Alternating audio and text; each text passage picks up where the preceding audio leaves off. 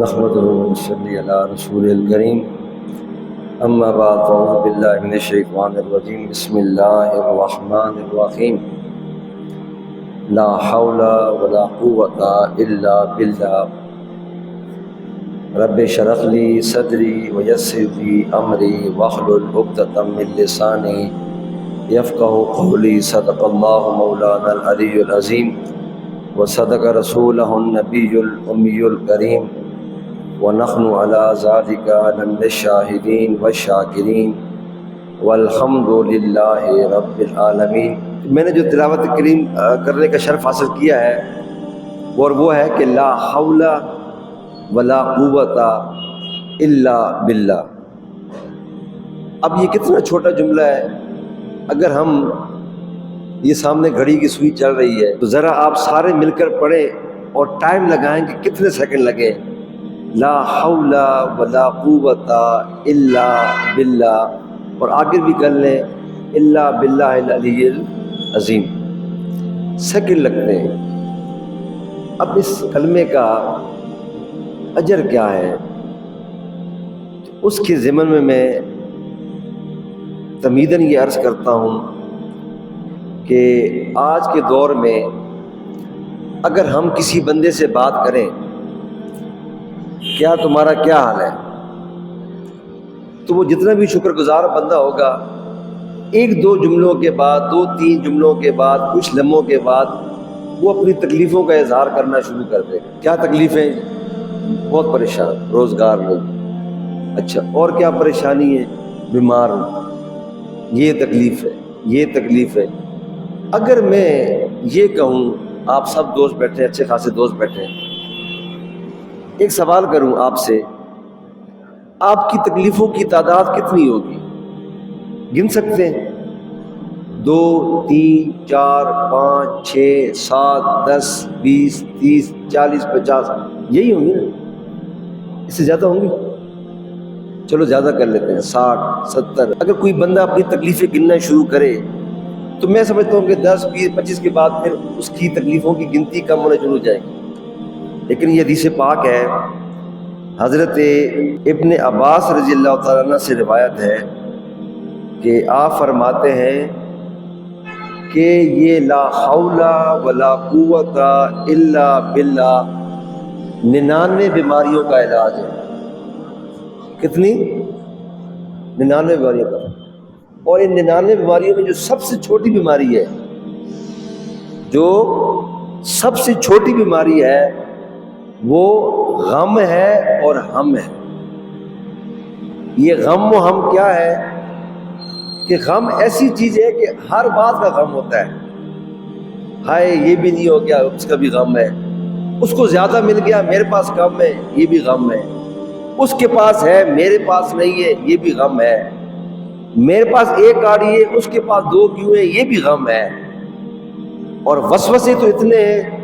یہ لیاقت بھائی جو ہے نا یار، یہ مجھے یوں دیکھ رہے تھے بس۔ یہ اظہر بلال جو ہے نا، یہ عاقب کے ساتھ بات کر رہا تھا، میں نے اپنا نام سنا، کچھ بات کر رہا تھا، وسوسہ،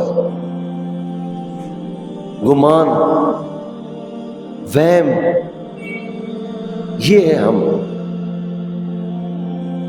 تو کہا کہ جو سب سے ان 99 والی میں جو سب سے کم بیماری ہے وہ یہی ہے۔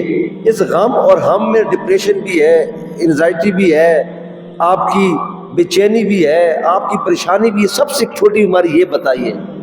اب آپ بتائیں کہ جو اللہ کا حبیب یہ فرما رہا ہو کہ جو اس کو پڑھ لے اس کی 99 تکلیفیں دور ہوں گی، اور ساتھ ہم اور غم کی بھی تکلیف دور ہوگی۔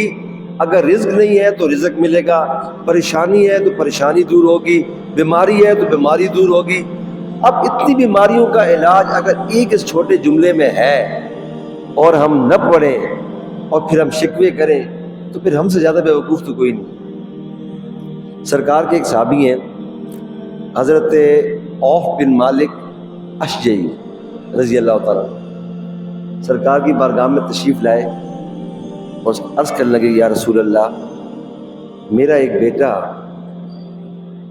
یہ اغوا ہو گیا ہے، یہ دشمنوں کے درگے میں چلا گیا ہے، یعنی ان کا بیٹا کہیں قید میں چلا گیا ہے، اور ساتھ کہتے ہیں کہ ایک تو بیٹا قید میں چلا گیا ہے اور گھر میں فاقوں کی نوبت یہ ہے کہ کھانے کو نہیں ہے. تو سرکار نے کہا کہ اچھا ایسا کرو، گھر جاؤ اور بس یہ پڑھو لا حول ولا قوت الا باللہ العلی العظیم.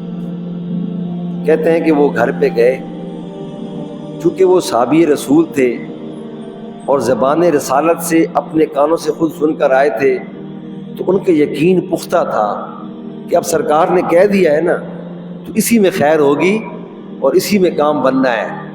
تو کہتے ہیں کہ وہ گھر جا کر انہوں نے وظیفہ شروع کیا. غالباً 2-3 دن گزرے تو رات کے کسی پہر گہری رات جب ہو چکی تھی تو دروازہ کھٹکا. جب دروازہ کھولا تو سامنے بیٹا کھڑا، ان کا بیٹا کھڑا ہوا ہے.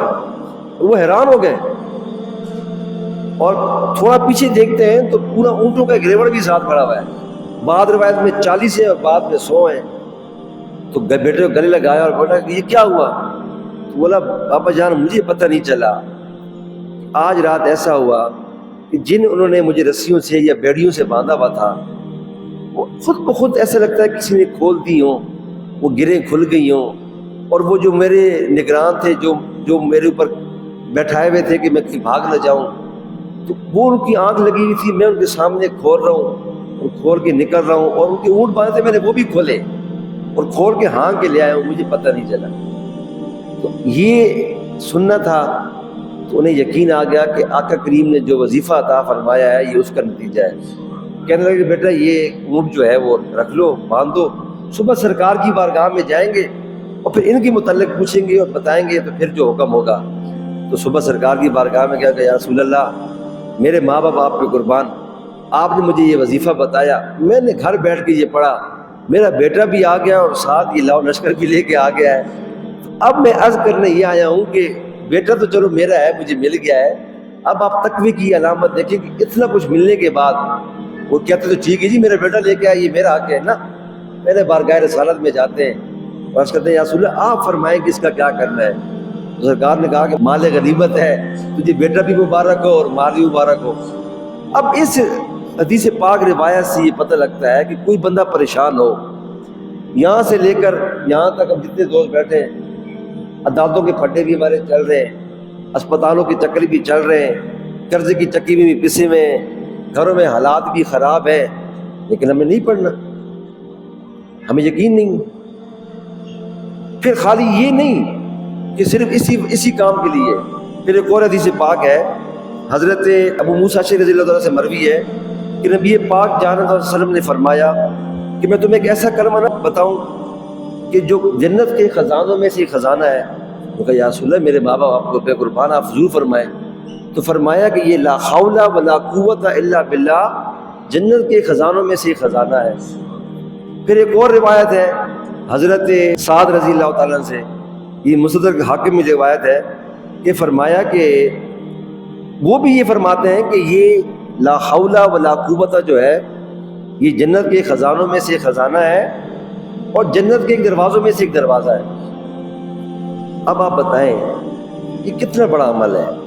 پھر اس کا طریقہ بھی بتایا کہ فرمایا کہ کوئی شخص اس کی تسبیح پڑھ لے، ایک تسبیح صبح پڑھ لے اور ایک شام پڑھ لے، اس کے لیے سارے غم پریشانیاں اس کا علاج ہے. تو اب آپ بتائیں کہ ہمارے پاس ہماری پریشانیوں کا علاج موجود ہو. چلے میں اظہر شاہ بتاؤں تو آپ کے دماغ میں گمان آ سکتا ہے کہ پتہ نہیں یہ بات سچی ہے کہ نہیں ہے.